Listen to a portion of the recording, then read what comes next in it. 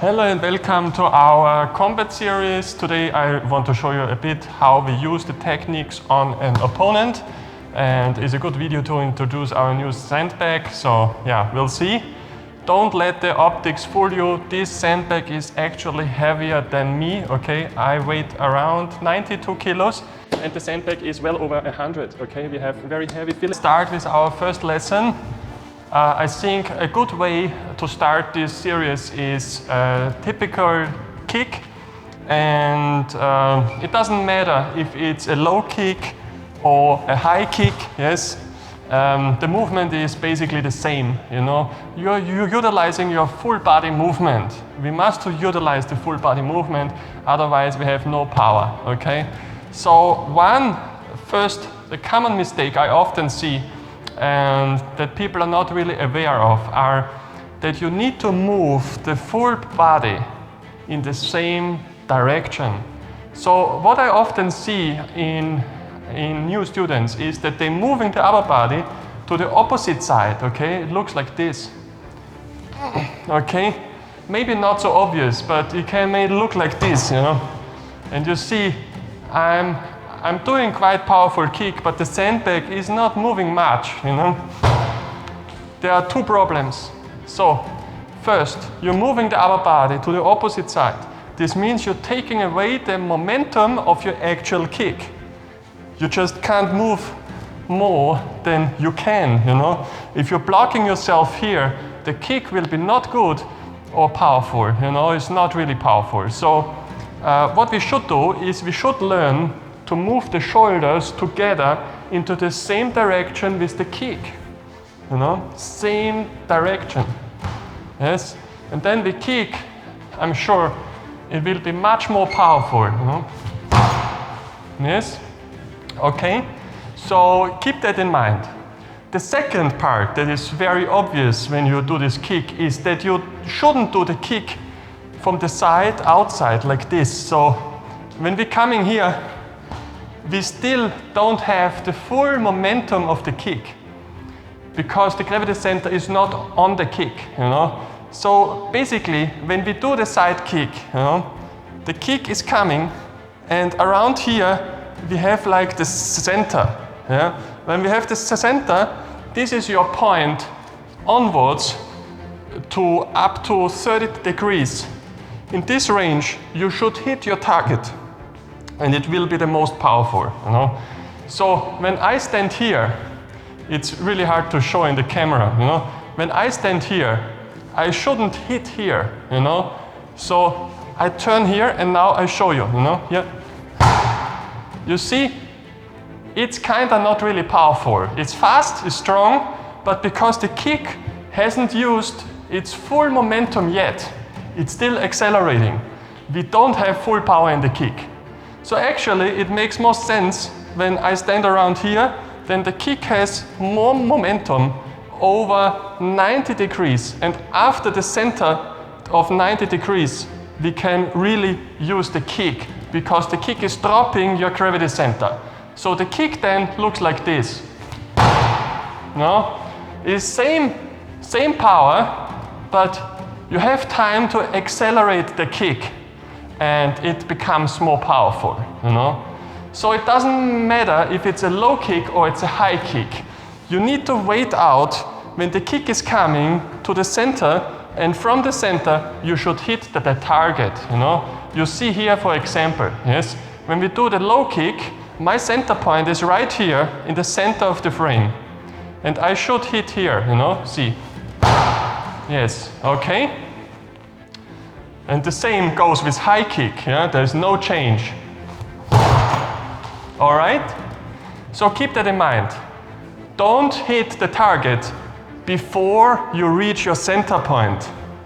And when you stand in fighting pose, the same thing applies. It's depending where you start the hip movement.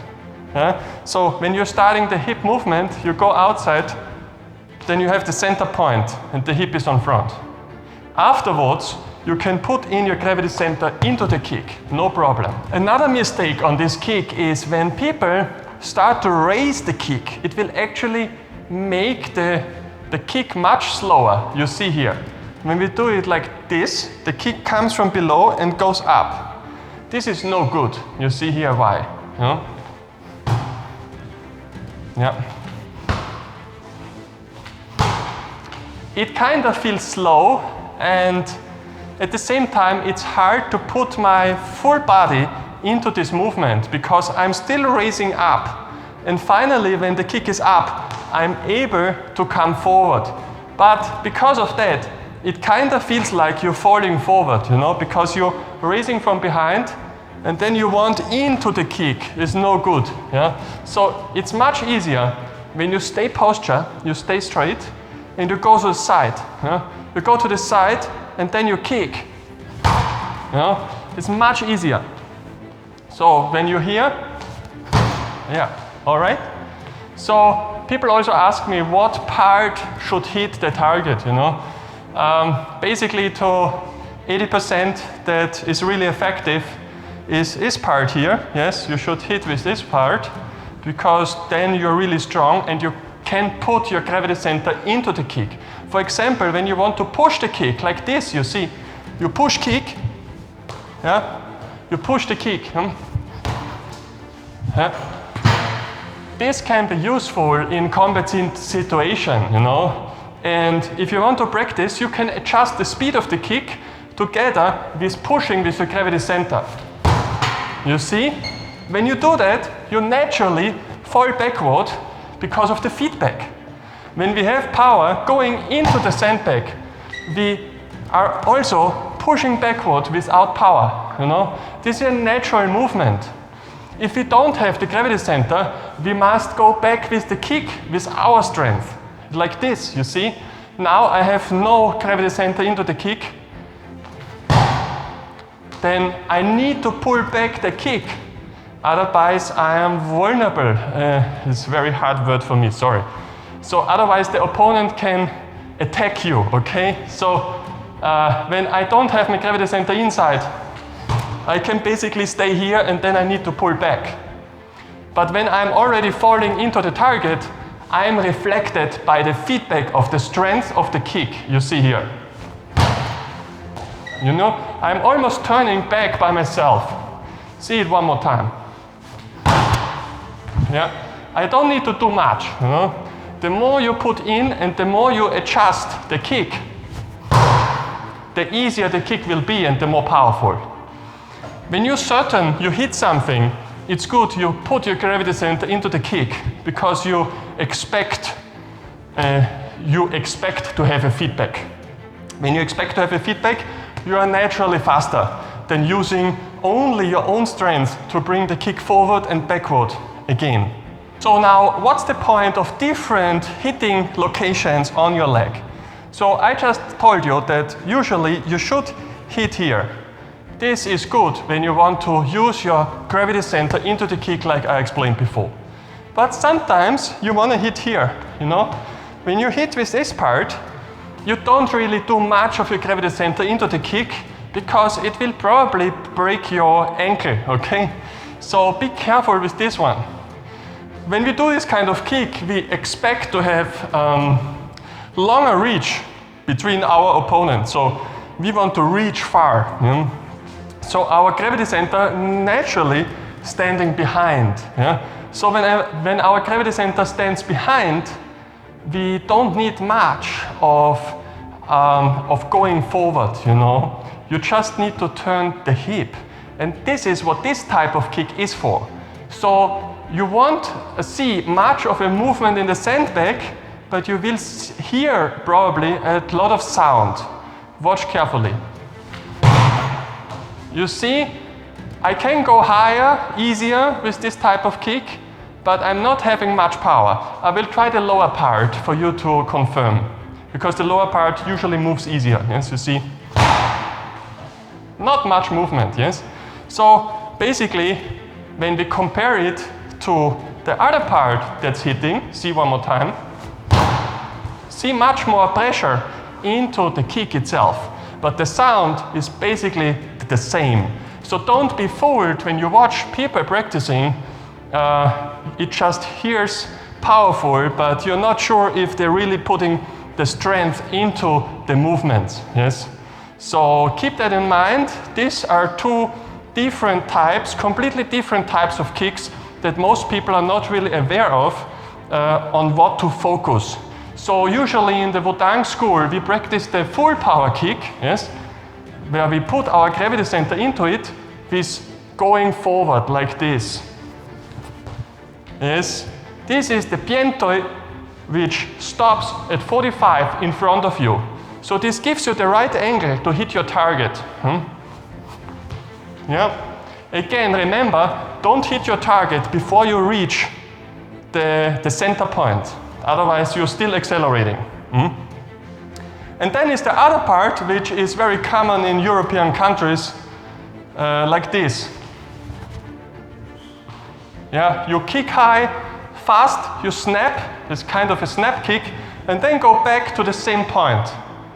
This is not wrong, you know, but it's simply a different type of kick. So often students ask me, okay, we learned this like so, and now we're learning like this. It's kind of confusing. Please keep in mind, these are two different kicks for two different situations, okay? So at last, to finish this video, I want to show you a simple combination where you can use this kick to its full potential, yes? So, of course, this kick is very versatile, and it's depending on your flexibility, on what type of situation you can use it. Being more flexible just means that you can have more options in your combinations. So they will be more advanced. This is why stretching is so important, yes? There are a lot of professional people who are very flexible, and they can do this kind of kick at close range because they're able to raise the leg while standing straight like this. Yes? This is unexpected for amateurs, you know. You don't expect this type of kick while you stand straight. Yeah? You're not much aware of that if you're just focusing on the fists. And this is like what you can train for, you know. So this is why we practice different heights, and you can try to put your gravity center into this type of kicks while you try to relax your posture. Yeah? Posture is very important when we do that. Yeah? Naturally, for the powerful kick, we use the back leg, you know. So the movement is longer, like this, you know? The movement is long. So it's much easier to see, but also more powerful. The snap kick with the other part, we can use with the front leg because we don't need to move the gravity center. We just need to relax. Yeah? The front kick is soft, front leg is soft. And then you can just kick while you stand in posture. Yeah? You can just kick, stand in posture. Yeah? The front leg here. Yeah? All right? So it's not much power, but at least it kind of surprises your opponent, you know. But don't expect him to fall from this type of attack. And make sure it is kind of worth the effort and the power you put in this movement, you know. Mostly probably it's easier to just hit with your hands. You know? So to keep this, this kind of range, it's good to combine this movement, may it be a snap kick or a powerful kick, with 1-2 hand combination. Yes, a simple 1-2, you know, left, right, yeah, left, right. Yeah. By this, you have the right range with your opponent. So 1-2, and you're already far, and now you can use your hip to the center point. You know, just don't turn so much when you do the right, yes, and then do full body movement. Okay, so this is the type of combination you can easily put into. Yeah? While you're still finishing the right punch, start with the kick movement. Don't wait for the right punch to finish. Watch it slowly here. Yes, okay. So it makes sense to have this kick around mid-range for the trips, yes? And look at one more time. Yeah? Here, 1-2, yes? 1-2. Okay. when we want to include the snap kick in a combination, we shouldn't use the back leg but the front leg, because it's much more less obvious than using your back leg. And this often happens if you want your punches centered. When you are fighting like in Wing Chun, for example, you're keeping the hand centered. It's a good way to defend yourself while attacking. But sometimes, if the opponent is used to this kind of combination, it's hard to go through. So a snap kick will make things easier to disrupt his rhythm. So you basically, while you do this combination, you can start the snap kick same time. Yes. All right. So this was it for our first combat series. Let me know what you think about it. What can I improve? What would you like to see? But for now, this is the most basic part. This kick is the most useful, and I guess it makes things a lot more clear now. Yes. If you still have questions, please leave them in the comment section below. Thank you for watching. If you haven't done yet, so subscribe to my channel for more of this kind of videos, and see you soon, and goodbye.